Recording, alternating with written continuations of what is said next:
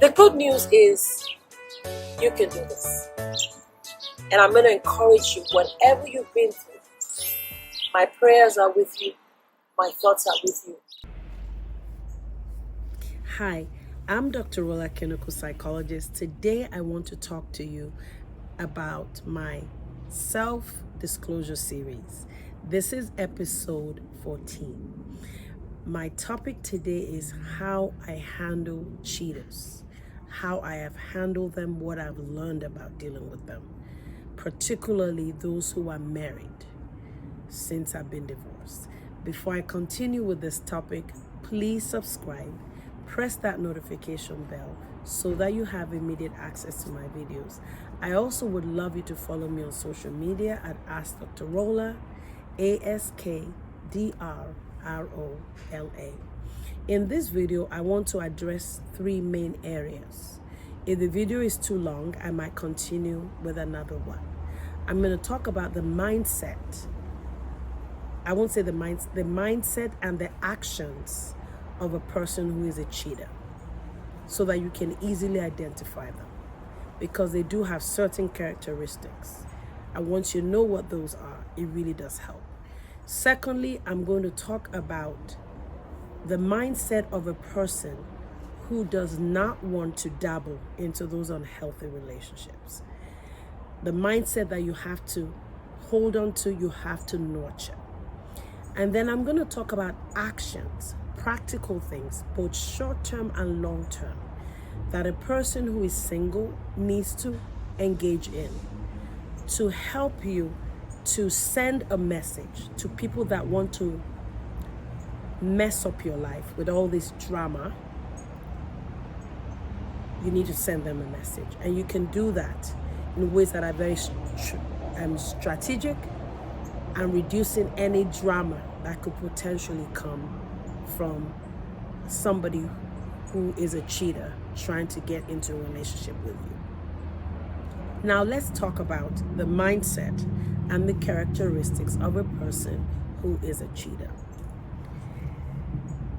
One thing that I've noticed about people who are cheaters is they tend to be very impatient. When they approach you, they're looking for immediate response. Because they're not committing to you and they're in another relationship with somebody else. Or they may tell you they want to commit to you, but they're having to manage the complexity of being married or being committed to somebody and wanting to you at the same time. They don't have time for things to develop organically. When they contact you, they're looking for you to go out right away. They're looking for you to pick up your phone and show a lot of attention. It's almost like they're acting as if they need to be rewarded for being cheaters. You may hear them say things like, oh, I don't really deal with any other women often. I'm very selective. If they're married, they might tell you I'm separated, but even with my wife, it's because she did this, she did that. So they're going to be talking a lot about why you should feel good about them reaching out to you. They're impatient. They're not looking for it to be organic. They're not waiting for you to take your time to process what you're being told. It's almost like they're snapping at you, like, let's move this. They may come with a lot of resources, success, whether that is in ministry or in business, whatever that is, but they send the message that you're lucky I'm reaching out. That's their mindset. And for some of them, because they know you're now divorced, they're almost acting as if, well, you're not with anybody anyway, you might as well be with me. Very entitled attitude. I'm looking through my notes here. This person is cheating on their spouse or cheating in their relationship, and they're coming at you, and they're still making it look like you're lucky to be with me. As if to send you the message that somebody dumped you or you didn't work out anyway. If you don't take me, what are your options? They send you a message that your options in terms of relationships are limited. And this is important because this psychological onslaught on your mindset. If you're not strong and you're not developing yourself and you're not healing, it is easy to fall into this kind of trap. The person who is cheating may be willing to meet your needs immediately. It will come across in a very dramatic way, in a way that could actually make you feel that this is my knight in shining armor. That means that it can be very dramatic. Nice hotels, they pay for this, pay for that. Somebody may decide to fly in from another country. I remember one guy I was talking to, and he wasn't married. He kept saying to me, I'll just fly into America and you're single and I'm single and we can just, there's a whirlwind kind of quality to a cheater. They're not committed, so they want it quickly. They want you to respond. They send you the message that you're lucky for them to be connecting with you. They somewhat remind you subtly that you're divorced. So in some ways you're damaged goods. If you're not careful, you may have limited options. And I found them to be easily frustrated when you don't respond. It's almost like, what is it about me that you don't need? I'm offering you a good deal. Why won't you take it? It's kind of those salesmen. They're not looking out for your interest. They're looking out for that sale. In some ways, as I've meditated on it more over the years, you're being objectified. Give me what I want, but just be lucky to have me. Just looking at my notes here. They're disrespectful. If you show signs of you having values and you having values that you ascribe to, they may say something like, well, it's not like you've never had sex before. You're married anyway, you have a bunch of kids, so what's new now? They diminish your value system. Very dangerous, very dangerous. They wave this flag at you and wave a flag of limited options, like going, gone. It's kind of like Thanksgiving Day. If you don't take this now, you'll never have it. Very dangerous. And I've noticed, because I'm very reflective, looking back at some of those conversations, it can send you a message to go, oh, wow. Even if you're not interested and you don't give in to what they want, it can still send you a message that how bad it is that you don't have anybody right now or that you are divorced. Very, very, very negative impact. No process. They want to do immediate needs, not the long-term needs. Also, they will tend to minimize the drama that comes with being with them. So if you're concerned, like, oh, you're separated, so how is that? Are you fully divorced? They're not going to be divulging a lot of information about their relationship. And if they do, and you highlight the concerns you have about you dealing with them because you don't feel like this is good. And these are for people who are not married now. These are people who are separated or in, these multiple relationships where things are kind of clumsy, or things are kind of they're not clear. There are no clear boundaries. They'll minimize it. They'll minimize those boundaries. That's not a big deal. I got that. Disregarding what your concerns are. So that is the mindset of a person who is a cheater. They want it now. They want you to respond. And they really don't care about how that may impact you in the long term. I'm sharing this because a lot of people will fall into these traps because of what they're being told. I don't like my wife. I'm on my way out. I don't live with her anymore, whatever the situation is. And because of the way they come, and they come with gifts sometimes, and they come with promises, if you're very hungry and you're famished, anything that is given to you is going to make you feel like you're going to feel like it's good food. You want to make sure that as somebody who is healing emotionally, you do not stay in a famished place emotionally. You may not be having that romantic love that you want, but you can increase yourself and enhance yourself emotionally. Strengthen yourself, devote yourself to things that are incredibly rewarding, so much that somebody like that throws something at you, you cut them out. And you cut them out with confidence. And I found that when I've done that, there's this weird reaction. I can't believe you're doing that. Yes, I am, because I know who I am. Don't let anybody tell you you're damaged goods. You're not on the shelf. You're beautiful. You're wonderful. You're amazing. And you're not just for anybody. Not having somebody now is not indicative of not being able to have somebody. You have choices.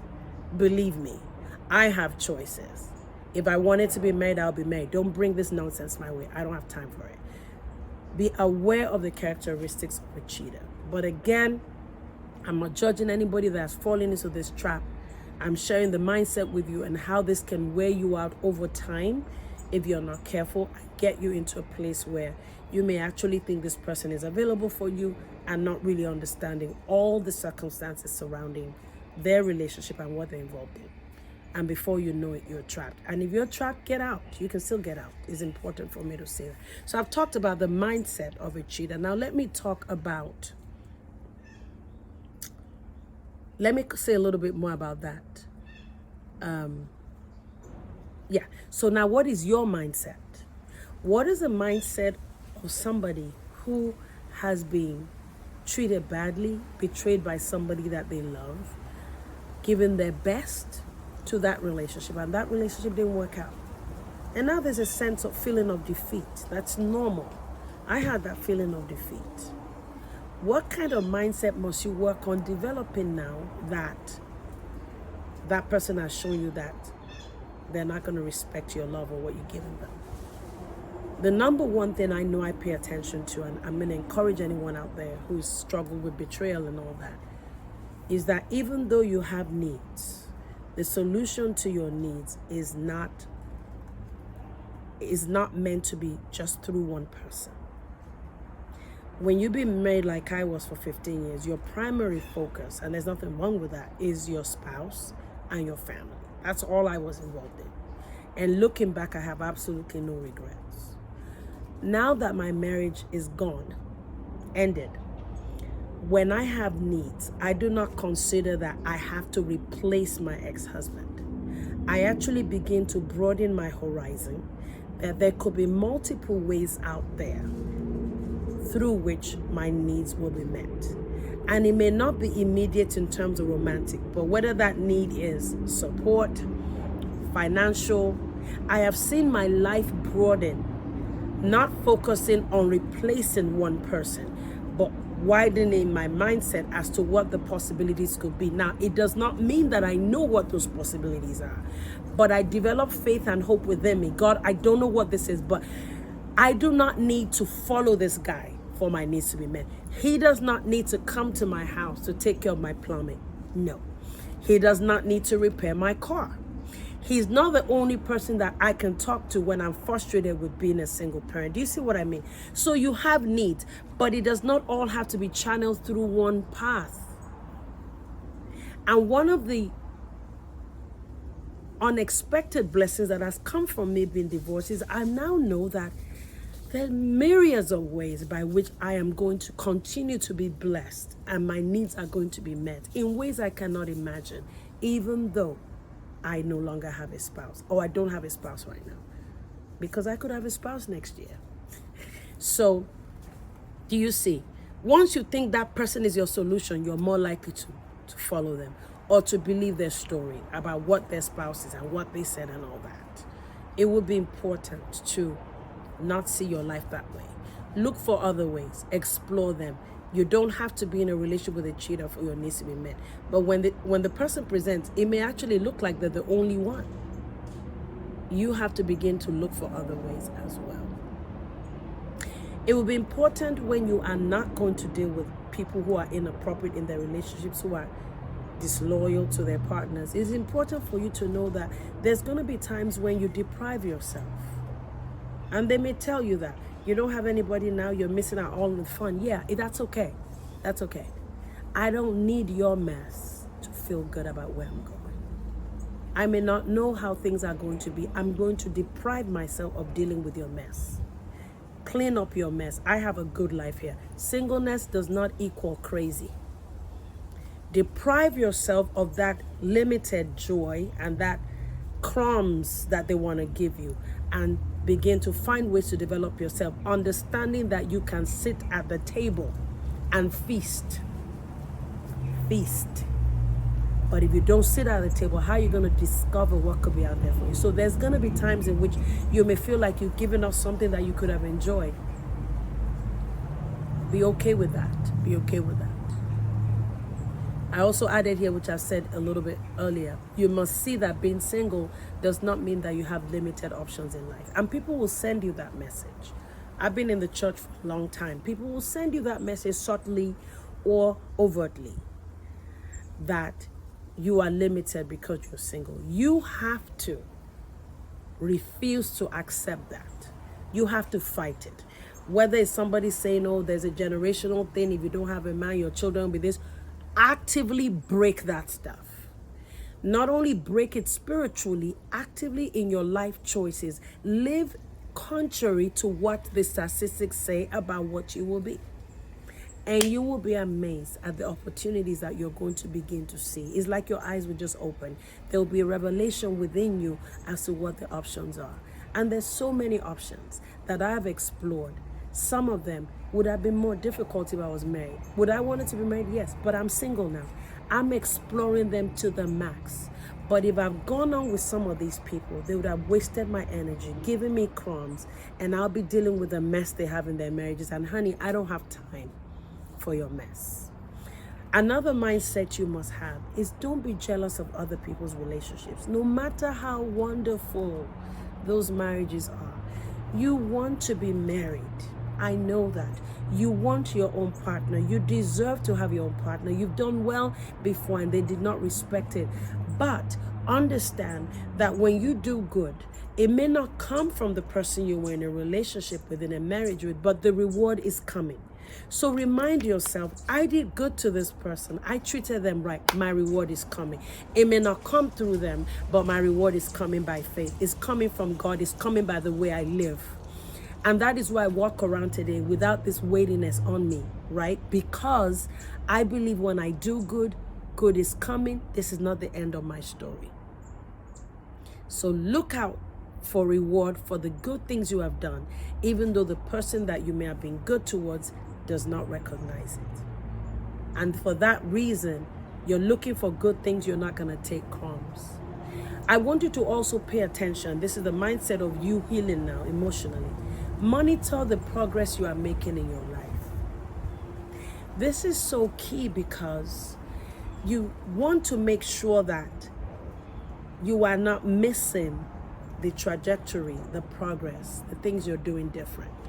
Whether that is that this month your credit score went up, whether it is that this month you were able to balance your checkbook, maybe you were able to renegotiate at work, maybe you applied for a couple of jobs that you were not qualified for, whatever that is, monitor your progress so that when somebody wants to tie you in and minimize you because of your marital status, you won't take the bait. So I monitor the progress in my life. I monitor the things I've done. I even tell sometimes people in church, I'll tell them, I'm like, what I do now as a single woman, I pat myself on the back because there's no husband here. When I take my car to the shop and I pay for it, when I buy my own home, all those things are so important so that you're not minimizing me to a marital status, single or divorced. I am bigger than that. I'm God's child. I carry so much within me. And because I'm monitoring the progress, I become more eager to explore the other things within me that have been shut down over the years.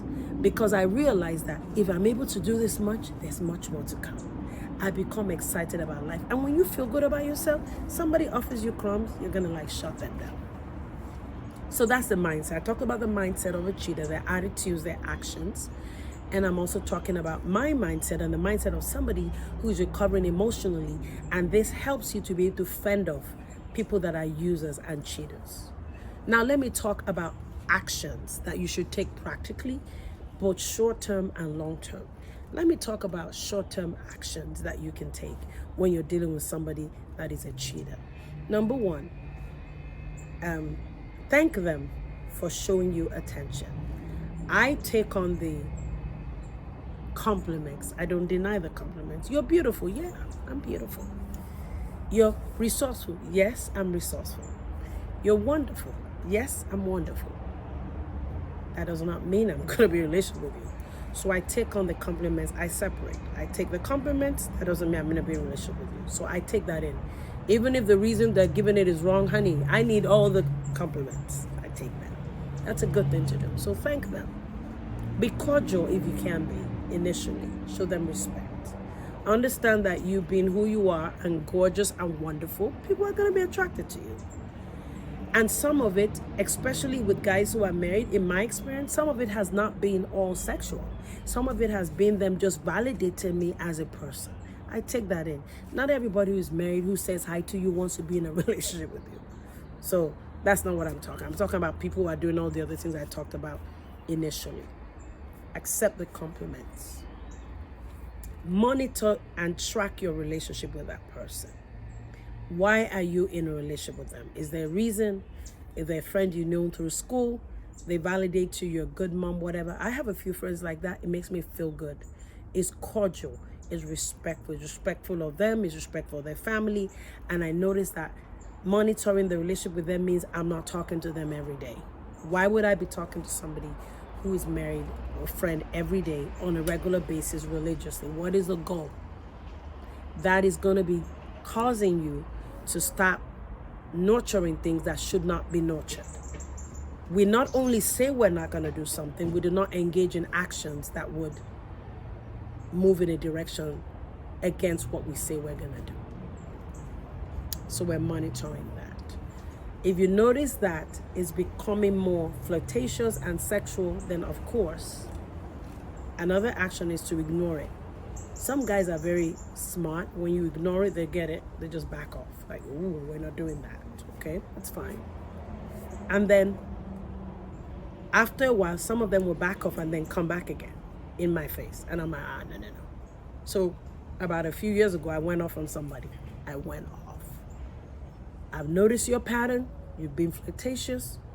And I've ignored it a bit. But I see that you're disrespectful. I am a single, wonderful woman. I have integrity. How dare you contact me? You are married. Don't you dare reach out to me again. And I don't care who you are, what your age is, what your status is. So then I come in your face because evidently you don't know to ignore. This also means that nobody can look through my phone in this 14 years I've been divorced and see a pattern or a link of me talking to a married man regularly. I don't have time for you. Go back to your wife. Let me enjoy my single life. Because there's work to do. And there's good work to do as a single person. And there's some blessings to being single. I'm not missing out on my blessing in this season dealing with you. You're not all that. You're not all that. I don't care who you are, how much money you make, how wonderful you are. It don't matter. Refuse help. Refuse help that you need, that they're offering you, if you know that they're trying to lead somewhere.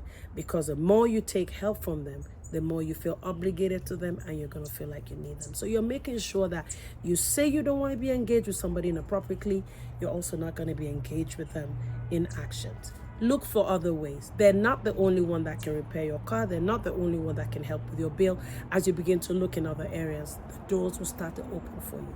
And your life will be much more richer because now you're not just focused on one person like you when you were married.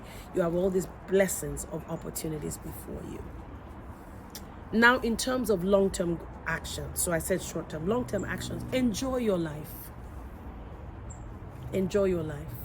You're going to need to be disciplined as a person because many people, when they're married, they engage in some level of discipline because they have their spouse. And for me as a single person, I've entered into a deeper level of discipline, which honestly, God, I'm incredibly proud of. Very proud of it. Because I'm now setting long-term goals. Long-term goals. And these goals include things to work on. Maybe I want to pay off my house in a certain amount of time. Maybe I want to pay off my car. Maybe I want to start an organization. These are things I'm working on. Things that I may have had to struggle, maybe when I'm talking to my spouse about, and he would have to agree with. Now I don't have anybody to sit down and have a meeting with. I have a meeting with people who are skilled in that area, and I get advice. So I have people advising me in my finances. I have people advising me starting an organization. I have mentors in those different areas that help me to keep my path okay in terms of where I'm going, right? Kind of keep me focused so I'm not wasting my resources. So my horizon is broadening. It now becomes difficult to accommodate crumbs Because your life is full, you will not have time for somebody that wants to give you piecemeal stuff. And be grateful because you have these long-term goals. And every one of those goals, you can't work on all of them at the same time, but it inspires you and keeps you going day by day.